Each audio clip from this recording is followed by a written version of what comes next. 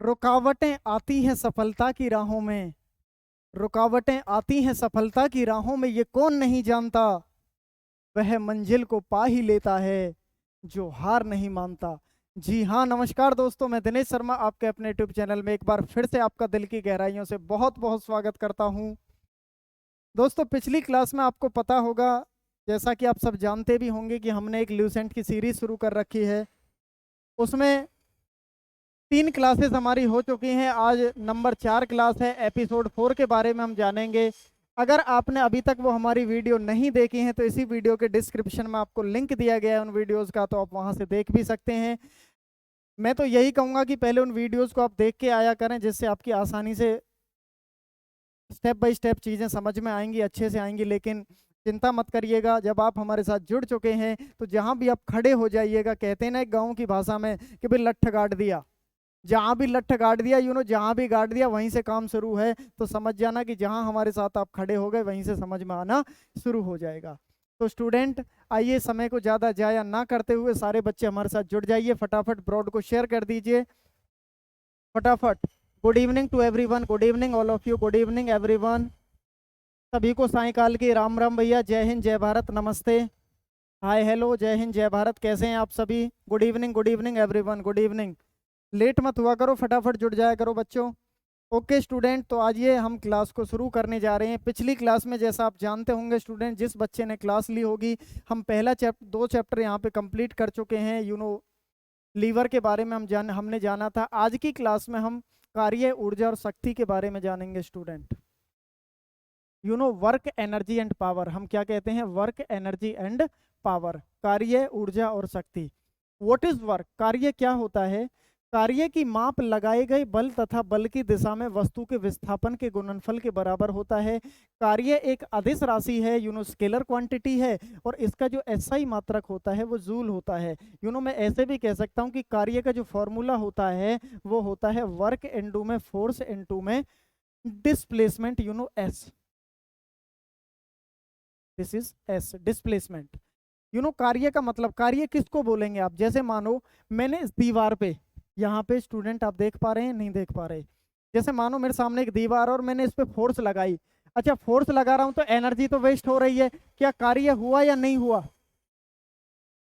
Student comment section में comment करके बताइए कि मैंने इस दीवार पे फोर्स लगाई, क्या कार्य हुआ या नहीं हुआ? एनर्जी तो वेस्ट होगी ना? जी नहीं, कार्य नहीं हुआ माय डियर। क्यों? क्योंकि जब तक कोई वस्तु अपने स्थान से डिस्प्लेस ना हो, अपने स्थान से विस्थापित ना हो जाए, तब तक उस वस्तु पर कार्य नहीं माना जाएगा। वही चीज दी है यहाँ पे, वस्तु के विस्थापन, बल की दिशा में वस्तु के विस्थापन के गुणनफल को ही क्या कहते हैं? कार्य कहते हैं। जब इसमें एंगल का मान आता है स्टूडेंट, तो ये एंगल बन जाता है एफ इनटू में एस कॉस थीटा। यहाँ पे एंगल का यहाँ पे शो किया जाता है। अच्छा, मानो एंगल एक 90 डिग्री आ गया आपका, मानो, तो cos 90 की वैल्यू कितनी होती है? 0। तो सारा की सारा कार्य कैसा हो जाएगा? 0 हो जाएगा। कैसा हो जाएगा? 0 हो जाएगा। क्या कार्य 0 हो सकता है कि नहीं हो सकता है? क्या वर्क डन 0 हो सकता है कि नहीं हो सकता है? जी हाँ, हो सकता है my dear. Work done will be 0। Work negative भी होता है, कार्य 0 भी हो सकता है, नेगेटिव भी हो सकता है और पॉजिटिव भी हो सकता है। देखिए इसमें दे नहीं रखा है यहाँ पे। देखिए मानो आप 10 किलो की बोझा लेके आप अपनी छत पे गए, दोबारा उसी स्थान पे वापस आ गए। डिस्प्लेसमेंट का मतलब होता है shortest distance between 2 point, initial point and final point. दो बिंदुओं के बीच की कम से कम दूरी को क्या कहते हैं? विस्थापन कहते हैं। जहां से चले थे अगर वहीं उसी स्थान पे आ गए तो इसका मतलब डिस्प्लेसमेंट 0 है। और माय डियर, जब आपकी डिस्प्लेसमेंट 0 है, विस्थापन 0 है, तो बल कितना ही लगा लो, कितना ही जोर मार लेना, कार्य हमेशा क्या लगेगा? 0 मिलेगा। बात समझ आई होगी।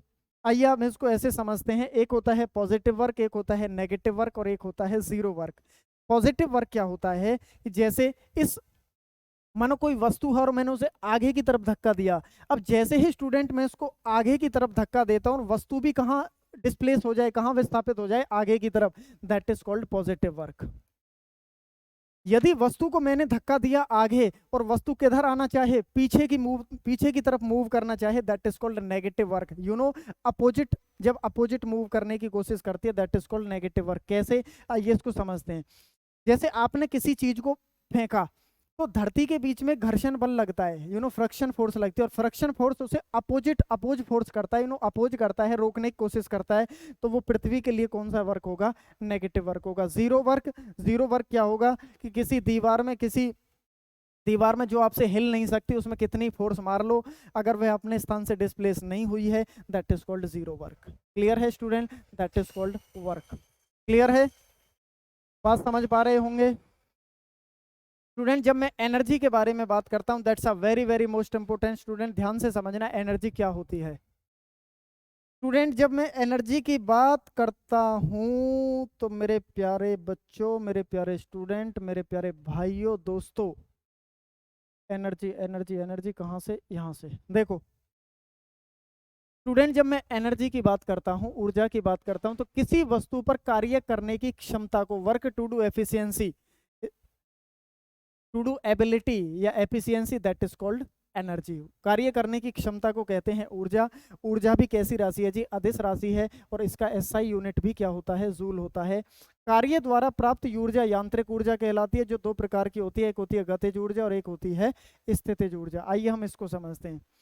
कार्य करने की क्षमता को, कितना कार्य किया जा रहा है किसी वस्तु या व्यक्ति या मशीन के द्वारा, दैट इज कॉल्ड एनर्जी। दो तरह की एनर्जी होती है, एक होती है गतिज ऊर्जा और एक होती है स्थितिज ऊर्जा, that is called kinetic energy and this is kinetic energy and this is potential energy. जब स्टूडेंट काइनेटिक और पोटेंशियल आपस में कंबाइंड हो जाती हैं, स्टूडेंट जब काइनेटिक और पोटेंशियल आपस में कंबाइंड हो जाती हैं, तो इन दोनों की एनर्जी के मिलने से बनती है मैकेनिकल एनर्जी, जिसको बोला जाता है यांत्रिक ऊर्जा। तो वही चीज है कि यांत्रिक ऊर्जा दो प्रकार की है, गतिज ऊर्जा और स्थितिज ऊर्जा।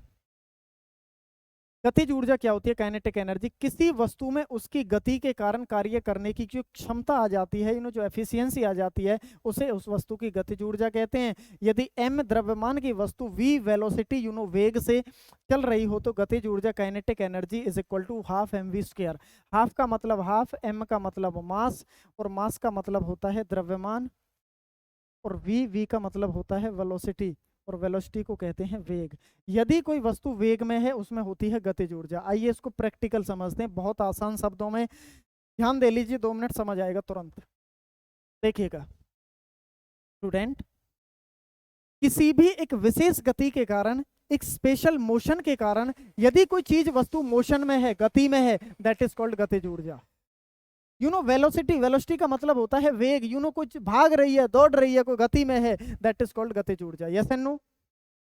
एक होती है स्थितिज ऊर्जा, पोटेंशियल एनर्जी, किसी भी वस्तु में विशेष स्थिति के कारण, स्थितिज नाम से ही क्लियर है स्टूडेंट, क्या है, नाम से ही क्लियर है, दिस इज कहां कहां है, ये रहा। पोटेंशियल एनर्जी क्या होती है, किसी भी एक विशेष, किसी वस्तु में विशेष अवस्था, स्टेट या स्थिति के कारण कार्य करने की क्षमता हो जाती है, उसे क्या कहते हैं, स्थितिज ऊर्जा कहते हैं। मतलब किसी भी एक विशेष स्थिति के कारण, एक स्पेशल पोटेंशियल के कारण, मतलब की स्टोर्ड एनर्जी, मतलब की इकट्ठी ऊर्जा, मतलब की रुकी हुई एनर्जी। यार आपने डेली लाइफ में सुना है ना कि आपने अपने अंदर कितना पोटेंशियल स्टोर करके रखा है, सुना होगा कि आपने अपने अंदर कितना पोटेंशियल, जो स्टोर्ड एनर्जी होती है, जो इकट्ठी एनर्जी होती है, दैट इज कॉल्ड स्थितिज ऊर्जा। इसका जो फॉर्मूला होता है, this is potential energy is equal to mgh। क्या होता है, mgh। इसका मतलब क्या है, m का मतलब मास, g का मतलब ग्रेविटी। ग्रेविटी आप जानते हैं, अभी आया नहीं है चैप्टर, पढ़ेंगे आप। ग्रेविटी मतलब जब किसी वस्तु को ऊपर उछाला जाता है तो पृथ्वी उसे अपने केंद्र की तरफ, नीचे की तरफ खींच लेती है, दैट इज कॉल्ड ग्रेविटी। और ग्रेविटी कब लगेगी, जब कोई चीज हाइट पे रहेगी। पृथ्वी उसे अपने अक्ष की तरफ कब खींचेगी माय डियर, जब वो चीज हाइट पे रहेगी, तभी तो ग्रेविटी काम करेगी ना। तो इसका मतलब ग्रेविटी है, हाइट है और मास है, और मास कांट बी चेंज, मास कभी भी चेंज नहीं हो सकता है। तो इस वजह से याद रखना, तो मास का तो यहाँ पे रोल इसमें भी वही रहेगा, इसमें भी वही रहेगा, लेकिन जो चेंजमेंट आएगा वो ग्रेविटी और हाइट के कारण बदलाव आएगा, और वहां पे वेग के कारण बदलाव आएगा। आइए मैं कुछ एग्जांपल्स आपसे पूछता हूँ इसमें देखे बगैर, आप इसमें देखे बगैर कुछ के एग्जांपल्स मेरे से आप चर्चा करेंगे। सामने ध्यान दीजिएगा, मेरी तरफ देखिएगा, स्क्रीन में किताब को छोड़ दीजिए अगर आपने हाथ में बुक ले रखी है। स्टूडेंट मैं आपसे कहता हूँ कि नदी का बहता जल, तो आप मेरे को बताएंगे कि सर मोशन में है तो गतिज ऊर्जा है। बांध बनाकर रोका गया पानी, रोका गया स्थितिज ऊर्जा, और कहाँ रोका गया, ऊपर, बांध बनाकर ऊपर रोका गया, ऊपर है तो हाइट है, हाइट है तो ग्रेविटी काम कर रही है, तो बांध बनाकर रोका गया पानी भी किसका एग्जाम्पल है, स्थितिज ऊर्जा। खींचा हुआ धनुष, पोटेंशियल एनर्जी, एक स्थिति बना के रखी है और जैसे ही छोड़ दिया तो तीर ने क्या पकड़ ली, गति, दैट इज कॉल्ड गतिज ऊर्जा एंड दैट इज कॉल्ड स्थितिज ऊर्जा। बांध से गिराया गया पानी, दैट इज कॉल्ड गतिज ऊर्जा। नदी का बहता जल, नदी का रोका हुआ जल, स्थितिज ऊर्जा। नदी का बहता जल, गतिज ऊर्जा। बच्चों की खिलौनों की गाड़ी में चाबी भरना, एनर्जी स्टोर कर दी और स्टूडेंट स्टोर कर दी तो स्टोर्ड एनर्जी इकट्ठी एनर्जी स्थितिज ऊर्जा है। गाड़ी चल गई तो गतिज ऊर्जा है। एक अलार्म वाली घड़ी में चाबी भरना, एनर्जी स्टोर कर दी और स्टूडेंट एनर्जी स्टोर कर दी तो स्थितिज ऊर्जा, और वो बज उठी तो गतिज ऊर्जा। Yes and no? बात मेरी आप समझ पा रहे होंगे, बहुत आसान है, बेहद आसान, खेल खेल में लूसेंट हो जाएगी। स्टूडेंट जुड़े रहिएगा, बने रहिएगा, वीडियो को लाइक मार दीजिएगा, थंब मार दीजिएगा स्टूडेंट, फटाफट फास्ट, क्योंकि आपके लाइक से, आपके कमेंट से हमें मोटिवेशन मिलता है भाई, भारी भरकम भरपूर। क्लियर है ना? अच्छा मैं आपसे पूछता हूँ कि उड़ता हुआ हवाई जहाज, that's a very very most important example. Student exam में आया हुआ क्वेश्चन है कि उड़ता हुआ हवाई जहाज किसका एग्जांपल है, पोटेंशियल की काइनेटिक, पोटेंशियल की काइनेटिक, उड़ता हुआ हवाई जहाज पोटेंशियल की काइनेटिक, काइनेटिक, नहीं नहीं नहीं नहीं स्टूडेंट, उड़ता हुआ हवाई जहाज है मैकेनिकल एनर्जी का एग्जांपल। जब पोटेंशियल और काइनेटिक जहां दोनों होती हैं, अभी थोड़ी देर पहले जाना ना, जहां पोटेंशियल और काइनेटिक दोनों होती हैं वहां पे कौन सी होती है, मैकेनिकल एनर्जी होती है, यांत्रिक ऊर्जा होती है। कौन सी होती है, यांत्रिक ऊर्जा होती है। यांत्रिक ऊर्जा, मैकेनिकल एनर्जी कहाँ, जहां पे पोटेंशियल और काइनेटिक दोनों होती हैं। कैसे, आइए समझते हैं। उड़ रहा है, कहाँ उड़ेगा, धरती में उड़ता है कि आसमान में उड़ता है हवाई जहाज, कि सर आसमान में ही उड़ता है वैसे तो। जब स्टूडेंट, जब आसमान में उड़ता है वैसे ही तो, वैसे ही तो, वैसे ही तो, क्या कह रहे हो तुम? हाँ, जब आसमान में उड़ता है तो, जब आसमान में उड़ रहा है तो ऊपर उड़ रहा है ना धरती से, धरती से जब ऊपर उड़ रहा है तो ग्रेविटी काम कर रही है, हाइट पे है या नहीं है, हाइट पे है, और ग्रेविटी भी काम कर रही है, तो इसका मतलब कौन सी एनर्जी है, पोटेंशियल एनर्जी। और जब चल रहा है, उड़ रहा है, उड़ रहा है तो कौन सी एनर्जी है, काइनेटिक, और काइनेटिक प्लस पोटेंशियल कौन सी एनर्जी है, यांत्रिक ऊर्जा होती है, मैकेनिकल एनर्जी। मैं आपसे कहता हूँ कि उड़ता हुआ पंछी या पक्षी, अरे वो भी तो किसकी तरह है, हवाई जहाज की तरह ही तो है, वो भी किसका एग्जाम्पल है, यांत्रिक ऊर्जा। चलता हुआ तीर, चलता हुआ तीर, वो भी किसकी तरह है, हाइट पे है, चल रहा है, चल रहा है तो कौन सी एनर्जी है, काइनेटिक, और हाइट पे है तो कौन सी है, पोटेंशियल। स्टूडेंट ये यांत्रिक यांत्रिक यांत्रिक मैकेनिकल है क्या, स्टूडेंट ये मैकेनिकल मैकेनिकल मैकेनिकल यांत्रिक शब्द है क्या? गतिज का मतलब गति, स्थितिज का मतलब स्थिति। स्टूडेंट मैकेनिकल का एक ही मतलब होता है, किसी भी व्यक्ति तथा वस्तु के द्वारा, किसी भी व्यक्ति तथा वस्तु के द्वारा जब कोई कार्य किया जाता है, that is called mechanical work, it's a mechanical energy. किसी भी व्यक्ति तथा वस्तु के द्वारा जब कोई कार्य हो जाता है, that is called mechanical work and it's a mechanical energy. बस क्लियर है ना, क्लियर है ना? तो क्या एनर्जी होती है, कैसे होती हैं, देखिए यहाँ पे एक चीज आगे आई है स्टूडेंट, ऊर्जा संरक्षण का नियम, law of conservation of energy. इसका एक सीधा सा नियम है, energy neither be created and nor be destroy, it can be change one form to another form. ऊर्जा को ना तो उत्पन्न किया जा सकता है, ना ही इसको खत्म किया जा सकता है, नष्ट किया जा सकता है। ऊर्जा केवल एक रूप से दूसरे रूप में परिवर्तित की जा सकती है। जब भी ऊर्जा किसी रूप में खत्म होती है, लुप्त होती है, तब ठीक उतनी ही ऊर्जा अन्य रूपों में प्रकट होती है। अतः विश्व की संपूर्ण ऊर्जा का परिमाण स्थिर रहता है, अतः ऊर्जा संरक्षण का नियम कहलाता है। स्टूडेंट बेहद आसान, ऊर्जा ना कभी बनती है और ना कभी खत्म होती है, ये हमेशा एक रूप से दूसरे रूप में परिवर्तित होती है। स्टूडेंट, ऊर्जा ना कभी बनती है ना कभी खत्म होती है, ये हमेशा एक रूप से दूसरे रूप में परिवर्तित होती है।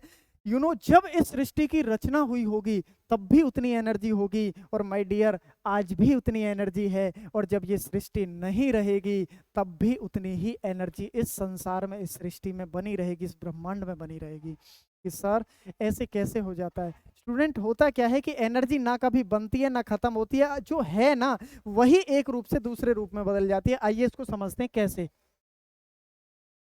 देखिए, मानो मेरे पास है ये पेन है, इस पेन में स्थिर है, यहाँ पे स्थिर है, ऊंचाई पे है, तो इसमें कौन सी एनर्जी है? Potential energy.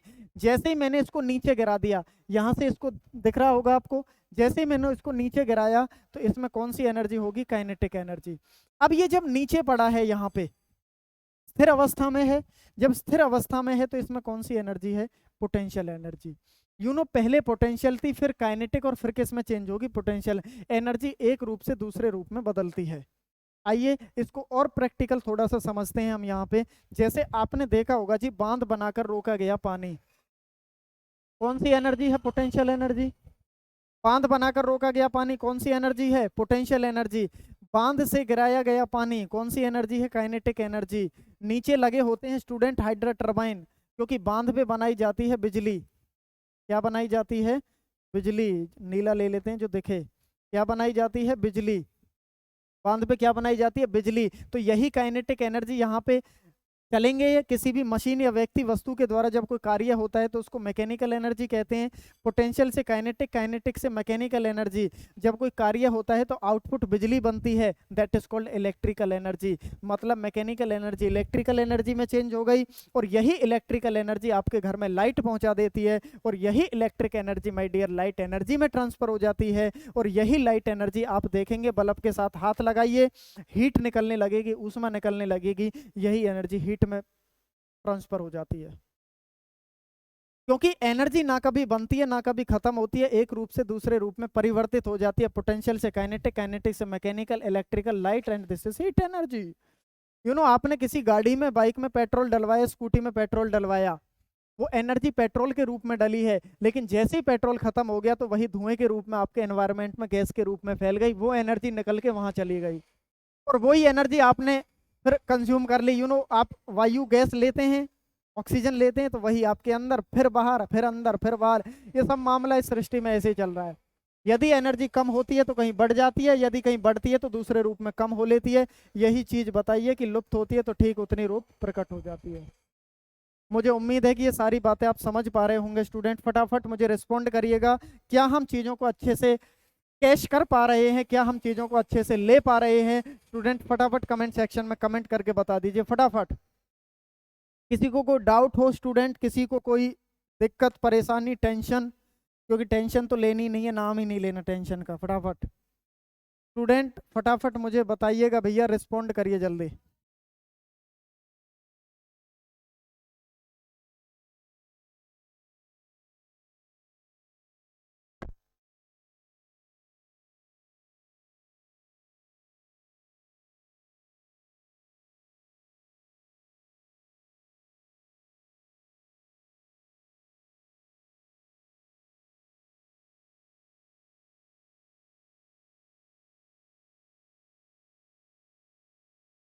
क्लियर है student? Yes and no respond करिएगा। क्लियर है ना? ओके, आगे बढ़ते हैं थोड़ा सा। इसमें एक ये रहता है स्टूडेंट, जब हम ऊर्जा स्थानांतरित कर, ऊर्जा रूपांतरित करने वाले कुछ उपकरण दे रखे हैं, इंस्ट्रूमेंट, एनर्जी ट्रांसफर इंस्ट्रूमेंट दे रखे हैं। देखिए ये भी बहुत आसान है यहाँ पे।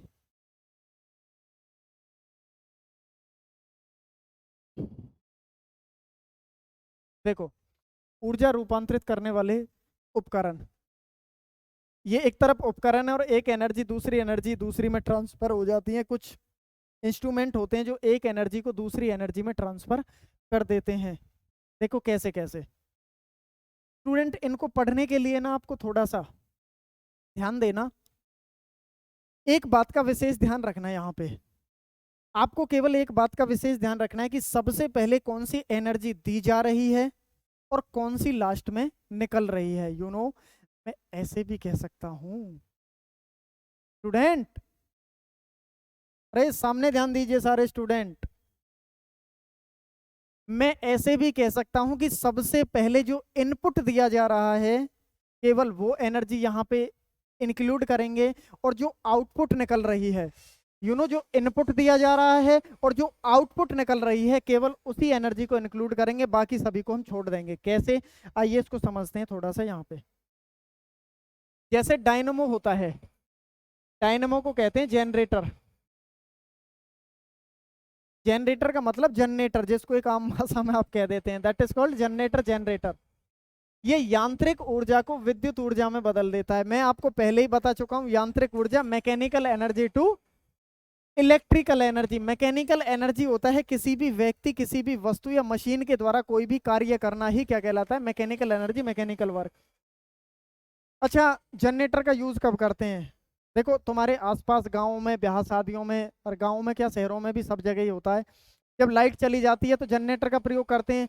अब जैसे ही लाइट जाती है तो जनरेटर की तरफ भागते हैं, और जनरेटर को क्या करते हैं, हाथ से चलाते हैं, और जैसे ही चलाते हैं तो क्या आ जाती है, बिजली। क्यों? क्योंकि हाथ से जब उसको चलाया तो इसका मतलब हमने मैकेनिकल वर्क किया, मैकेनिकल एनर्जी हमने लगाई, तो यांत्रिक ऊर्जा को किस में चेंज कर देता है, विद्युत ऊर्जा में। मोमबत्ती रासायनिक ऊर्जा को प्रकाश और ऊष्मा ऊर्जा में, आपको पता है मोमबत्ती से प्रकाश और ऊष्मा निकलती है, लेकिन उसके अंदर केमिकल रिएक्शंस होती हैं, उसके अंदर रासायनिक ऊर्जा होती है। अब इसका मतलब ये नहीं है यहाँ पे मोमबत्ती का कभी आप ये कहने लगो कि सर पहले जेब में से हमने दिया सलाई, माचिस निकाली, माचिस हमने जलाई तो हमने काम किया। अरे नहीं, यहाँ पे जो मेन एनर्जी हम देते हैं स्टूडेंट, रासायनिक ऊर्जा को प्रकाश ऊर्जा में। माइक्रोफोन, वॉकी टॉकी देखा होगा, ओवर ओवर फौजी पुलिस वालों के पास होता है, वो एक दूसरे से कनेक्ट होते हैं। सबसे पहले ध्वनि उसमें बोली जाती है, इलेक्ट्रिकल के जरिए वो आपस में जुड़े होते हैं, तो ध्वनि ऊर्जा को विद्युत ऊर्जा में। लाउड स्पीकर, माइक किस लिए यूज किया जाता है आपको पता है? लाउड स्पीकर क्यों यूज करते हैं? मैं माइक यूज क्यों कर रहा हूं आपके साथ? आपके पास तक आवाज को पहुंचाने के लिए। तो माइक आवाज को फैलाने के लिए, लाउड स्पीकर आवाज को फैलाने के लिए यूज किया जाता है। तो इतनी बात तो कंफर्म है कि ध्वनि ऊर्जा, लाउड स्पीकर चलता किससे? अगर यहाँ लाइट चली जाए तो क्या मेरी आवाज आप तक पहुंच पाएगी? नहीं, क्योंकि ये सारा मामला किससे चलता है जी, विद्युत। तो विद्युत ऊर्जा को ध्वनि ऊर्जा में। सोलर सेल, वहां से धूप मिलती है, आपने देखे होंगे छतों पे लगे, सौर ऊर्जा को विद्युत बनती है बिजली। ट्यूबलाइट विद्युत से जलती है, प्रकाश दे देती है। विद्युत मोटर विद्युत ऊर्जा को यांत्रिक ऊर्जा में। आपके घर में न्यार कटता होगा, मशीन चलती होगी, चारा कटता होगा, आपके घर में मोटर से पानी आता होगा, मोटर किससे चलती है? बिजली से, और बिजली से पानी आ जाता है, पानी यांत्रिक ऊर्जा। सही है ना स्टूडेंट? समझ में तो आ रही है ना बात? खामा खामा जोर लगवा रहे हो मेरे पे कभी? बताते रहिए, रिस्पॉन्ड करते रहिएगा, कमेंट सेक्शन में कमेंट मार दीजिए फटाफट। विद्युत बल विद्युत ऊर्जा को प्रकाश ऊर्जा में, विद्युत सेल रासायनिक ऊर्जा को विद्युत ऊर्जा में। That's a very very most important, याद रखना। जो विद्युत सेल होते हैं, बैटरी वगैरह में देखा होगा, उसमें रॉड वगैरह छड़ होती हैं, पॉजिटिव नेगेटिव का निशान होता है, तो समझ जाना केमिकल रिएक्शन वहां पे होती है। रासायनिक ऊर्जा को विद्युत ऊर्जा में। सितार, गिटार, ढोलक, ताशे, नगाड़े आप हाथों का प्रयोग करते हैं, दिस यांत्रिक ऊर्जा जब कार्य होता है हाथों से, मशीन से, तो समझ जाना उनसे क्या निकलती है, ध्वनि। तो सीधा सा बात है कि सितार, गिटार, ढोलक, ताशे, सब ये झांझ मजीरे जितने भी आप जानते हो ना, ये सब किसके एग्जाम्पल हैं? किसके हैं? ऊर्जा रूपांतरित करते हैं, सही है। इसमें आगे दे रखा है स्टूडेंट, संवेग और गतिज ऊर्जा में संबंध। Kinetic energy is equal to P square, P is equal to momentum होता है वैसे तो यहाँ पे, मोमेंटम संवेग, p is equal to M V, आपने पढ़ा होगा यहाँ पे, बटे में 2m। यहाँ पे एक टर्म्स आती है स्टूडेंट, 2012 एग्जाम में पूछा गया है, संवेग को दोगुना करने पर गतिज ऊर्जा 4 गुना हो, कहाँ ये रहा ना, संवेग को दोगुना करने पर गतिज ऊर्जा पर क्या प्रभाव पड़ता है? 4 गुना हो जाती है। फटाफट देख लीजिए इसको। अगला है स्टूडेंट यहाँ पे क्या क्या क्या क्या क्या, हम्म, प्यास और लग रही है मेरे को है। चलो इसे खत्म करने के बाद ही पानी पियेंगे, सही है ना। देखो भाई, पावर, अब किसके बारे में बात करते हैं हम? वर्क एनर्जी के बारे में बात की, अब हम बात करते हैं पावर के बारे में स्टूडेंट। पावर क्या होती है? शक्ति। कार्य करने की दर को शक्ति कहते हैं। एक सेकंड में किसी भी व्यक्ति तथा वस्तु के द्वारा कितना कार्य किया जा रहा है, दैट इज कॉल्ड पावर। आपको पता है कि P is equal to W by T. P is equal to W by T. इसका मतलब है कि W मतलब वर्क, T मतलब समय। एक सेकंड में कितना कार्य हो रहा है, दैट इज कॉल्ड पावर। कार्य की यूनिट होती है जूल, समय की यूनिट होती है सेकंड, तो जूल बटे में सेकंड। हम इसको एक टर्म्स में वॉट के नाम से भी जानते हैं। शक्ति का मात्रक वॉट होता है और जूल पर सेकंड भी होता है, दोनों सही है।